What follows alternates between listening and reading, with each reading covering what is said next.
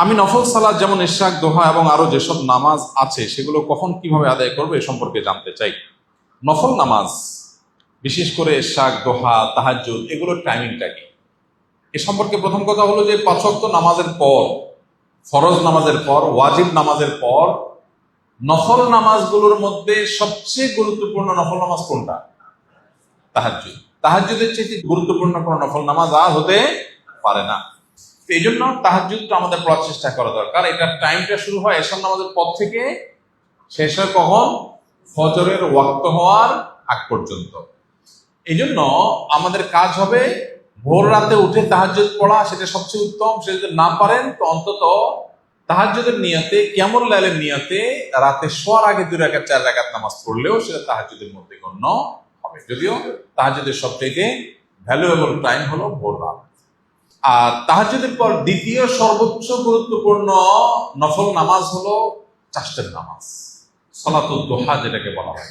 নবী করিম সাল্লাল্লাহু আলাইহি সাল্লাম বেশ অনেক সাহাবীকে ওসিয়ত করেছেন তারা যেন সালাতুদ দুহা আদায় করেন। এটার টাইমিংটা কখন? এটার টাইমিংটা হলো সূর্য যখন বাঁশ গাছ যতটা উচ্চতা হয় এই টাইপের উচ্চতে উঠে যায়, আনুমানিক সকাল 9টা, 8টা, 9টা। 8টা 9টা অবশ্য এক এক সিজনে 8টা 9টা, যেমন এই সময়টাতে, গরমের সময়টাতে বাংলাদেশে 8টা 9টা মানে সূর্য তেতে যায়।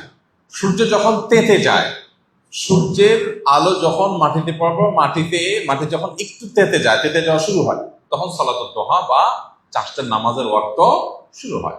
অথবা আপনি সেই সময় 4 রাকাত বা 8 রাকাত নামাজ, বেশি পারলে 8 রাকাত, আর কম পড়লে 4 রাকাত অপশন আছে, 4 রাকাত পড়লেও হবে। আর 8 রাকাত করতে পারলে আরো ভালো হয়। সালাতুদ দুহা বা চাষতের নামাজ পড়বে। এই টাইমে আমরা সবাই কর্মব্যস্ত থাকি, এই নামাজটা আমাদের পড়া হয় না। মাঝে মধ্যে পড়বেন, অন্তত শুক্রবারে বা যেদিন সুযোগ হয় তখন পড়বেন। কারণ নবী করিম সাল্লাল্লাহু আলাইহি সাল্লাম এই নামাজের জন্য অনেক সাহাবীকে বিশেষভাবে ওসিয়ত করেছেন, যেটা ছাড়বা না। আমাদের শরীরের প্রত্যেকটা জোড়ার তরফ থেকে সাদাকা আছে। প্রত্যেকটা জোড়ার আল্লাহ তাআলা অনেকগুলো জোড়া আমার বডিতে দিয়ে রেখেছেন। এই জোড়াটা যদি না দিতেন তো আমার চলাফেরা কঠিন হয়ে যেত।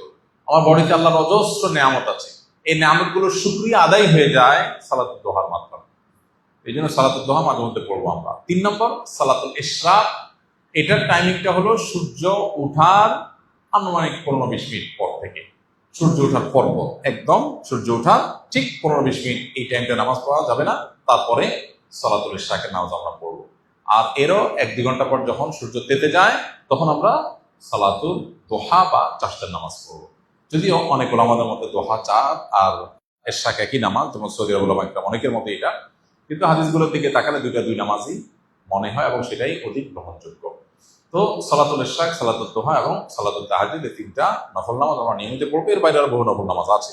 মসজিদের বারান্দায় নামাজ পড়ার সময় সামনে থাকা থাই গ্লাসের দরজা বা পার্টিশনকে কি সূত্রা হিসেবে ব্যবহার করা যাবে? গ্লাসের উপর দিয়ে মুসল্লিগণ যাতায়াত করলে কি নামাজের ক্ষতি হবে কিনা? ভাই, নামাজে যখন আমরা দাঁড়াবো একাকী বা জামাতে, সেক্ষেত্রে আমাদের সামনে দিয়ে মানুষ যাতে চলাচল করতে অসুবিধা তৈরি না হয় সেভাবে আমরা নামাজে দাঁড়াবো।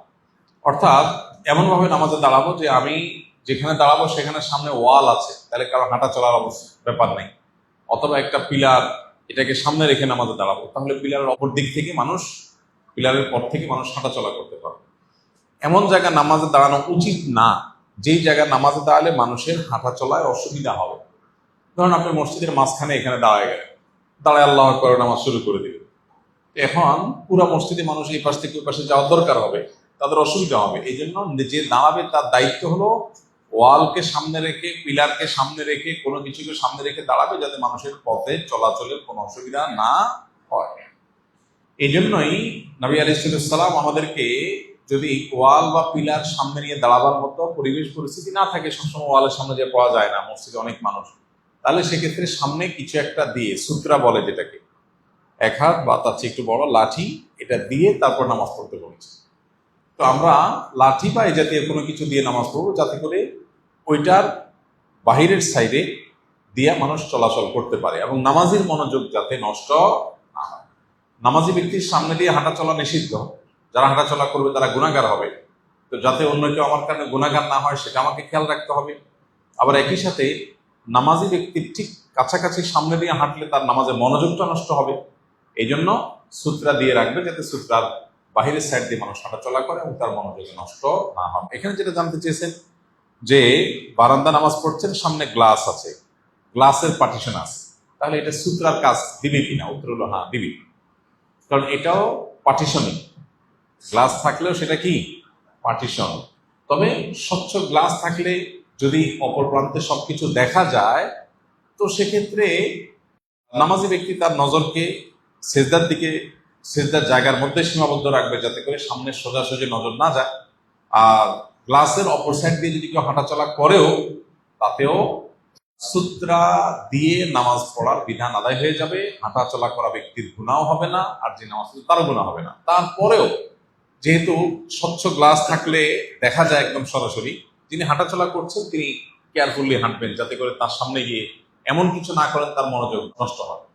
ধরুন আপনি গ্লাসের অপর সাইডে আসেন, নামাজি ব্যক্তি আপনাকে দেখছেন বরাবর সামনে, এখানে দাঁড়া দাঁড়ায় কথা বলতেছেন, একটু সরে যেয়ে কথা বলেন, কারণ একটা লোক নামাজ পড়ছে, তার কনসেন্ট্রেশন নষ্ট হবে। বাকি গ্লাসের যে পার্টিশন সেটাও সূত্রার কাজ দিবে, তাতেও সূত্রা রাখার যে দায় সেটা থেকে মুক্ত হওয়া যাবে ইনশাআল্লাহ। আমরা বাংলাদেশে বসে ভিপিএন বা আইপি ব্যবহার করে বিভিন্ন দেশের ভার্চুয়াল নম্বর দিয়ে ফেসবুক, টেলিগ্রাম, হোয়াটসঅ্যাপ ইত্যাদি অ্যাকাউন্ট তৈরি করে বিক্রি করি। ক্রেতারা এই অ্যাকাউন্টগুলো কি কি কাজে ব্যবহার করে তা আমাদের জানা থাকে না। এই উপায়ে অ্যাকাউন্ট তৈরি করে বিক্রি করা শরীরের দৃষ্টিতে কতটুকু?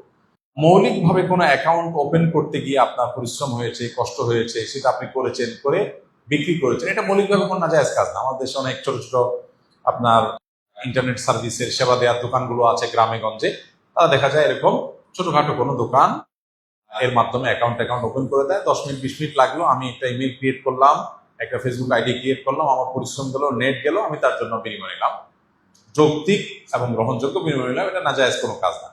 কিন্তু এই যে ভিপিএন দিয়ে বিভিন্নভাবে আপনার প্রচুর পরিমাণে অ্যাকাউন্ট তৈরি করে সেগুলো বিক্রি করলে সাধারণত এগুলো স্ক্যামিং এর ইউজ হয় এবং এগুলো দিয়ে অনেক প্রতারণা হয়ে থাকে, সেটা বলা বাহুল্য।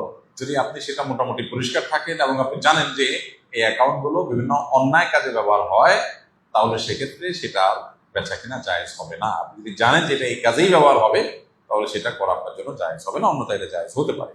আর্থিক অবস্থা খুব একটা ভালো না, তবে উমরা করার নিয়ত করেছি, কিন্তু শুনেছি উমরা করলে নাকি বড় হজ করা বা ফরজ বাধ্যতামূলক হয়ে যায়। এটা কি সত্য? না, এটা ভুল কথা। উমরা করলে হজ করতেই হবে এমন কোনো কথা নেই, কারণ তৌফিক আছে উমরা করার, শুধু তিনি উমরা করেছেন, হজ করার তৌফিক নেই, তিনি করেন নাই, তাতে তার কোনো গুনাহ হবে না। আসুন্নাহ ফাউন্ডেশন, উম্মার স্বার্থে সুন্নাহর সাথে।